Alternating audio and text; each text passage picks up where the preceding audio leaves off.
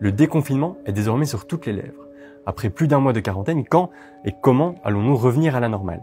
Avant de comprendre les enjeux du déconfinement, il faut commencer par comprendre les enjeux du confinement. Vous avez peut-être déjà vu ce graphique. C'est un graphique très simple qui illustre comment gérer une épidémie. Ici, vous avez la courbe épidémique, la propagation du virus. Ici, la ligne qui marque le moment à partir duquel les hôpitaux sont saturés. Une fois au-dessus de cette ligne, le nombre de morts augmente drastiquement. L'objectif des gouvernants est d'aplatir cette courbe. L'aplatir pour qu'elle ne dépasse pas le seuil de saturation des hôpitaux. En Belgique, le gouvernement a choisi la stratégie du confinement. Les citoyens sont tenus de rester chez eux afin d'éviter un maximum de contacts en dehors de leurs familles proches. Aujourd'hui, après quelques semaines, nous voyons que nous arrivons, grâce à ce confinement, à une situation qui est toujours extrêmement intense, mais qui se stabilise. Cette stabilisation ne veut pas dire que c'est la fin de l'épidémie, c'est le début d'une autre période qui commence. Le confinement a permis de stabiliser l'épidémie dans un premier temps. Mais les économistes, eux, commencent à tirer la sonnette d'alarme. Le confinement lisse la courbe sanitaire, mais accentue la courbe de récession.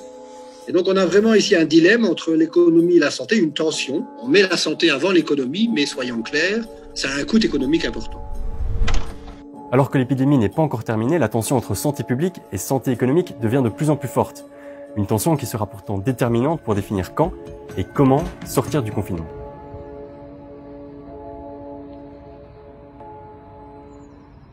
La crise économique qui va découler du confinement est unique à plusieurs niveaux. D'abord, on l'a provoquée.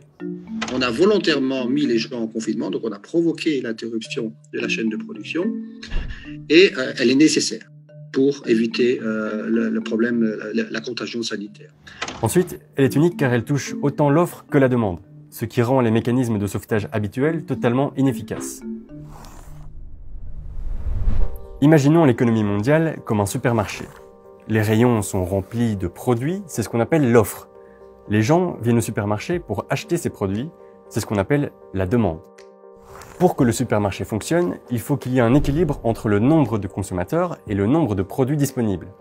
L'équilibre entre l'offre et la demande, c'est la base du système économique. Un équilibre menacé par le coronavirus. Tout d'abord, du côté de l'offre. Les chaînes de production sont totalement arrêtées. On dépend trop de certains fournisseurs uniques, on n'a pas diversifié suffisamment, et donc on a toute une chaîne de transmission qui peut être interrompue, avec des effets en cascade. Comme les chaînes de production sont éparpillées sur plusieurs pays, l'offre de certains produits ici souffre de l'arrêt d'usine dans d'autres parties du monde. Should the situation not improve, there will be a shortage of condoms in the market. Du côté de la demande, le confinement empêche les gens de travailler et diminue donc leur pouvoir d'achat. Il les empêche aussi de circuler et donc de se rendre dans les magasins. Tout ce fonctionnement est mis à mal à l'échelle mondiale et s'il s'arrête, ce sera très compliqué à relancer. On a un peu l'impression qu'on éteint l'interrupteur, si vous voulez, d'une pièce temporairement, et puis quand la crise sanitaire est passée, on rallume tout. Et ça fonctionne pas comme ça, la machine économique. C'est plutôt comme une centrale nucléaire. Si vous l'arrêtez, c'est compliqué à remettre en route, vous voyez.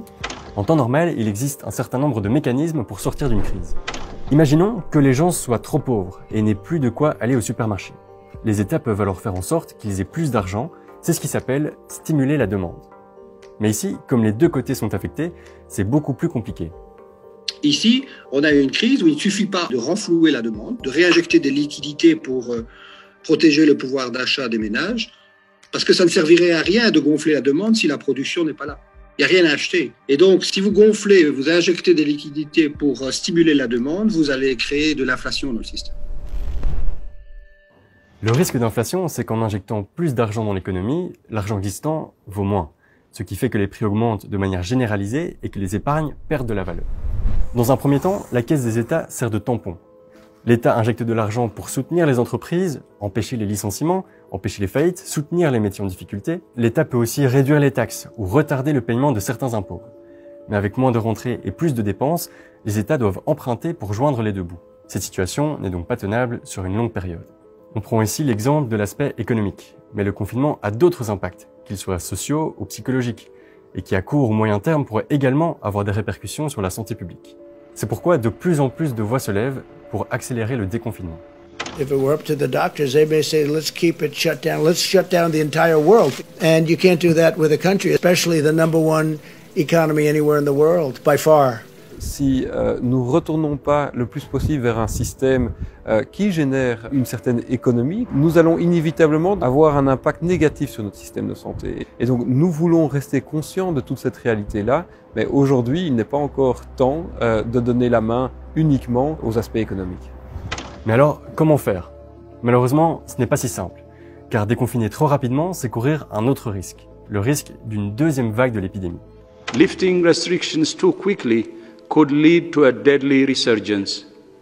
The way down can be as dangerous as the way up if not managed properly.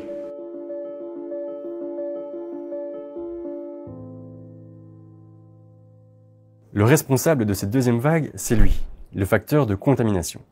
Il définit le nombre de personnes contaminées par un malade.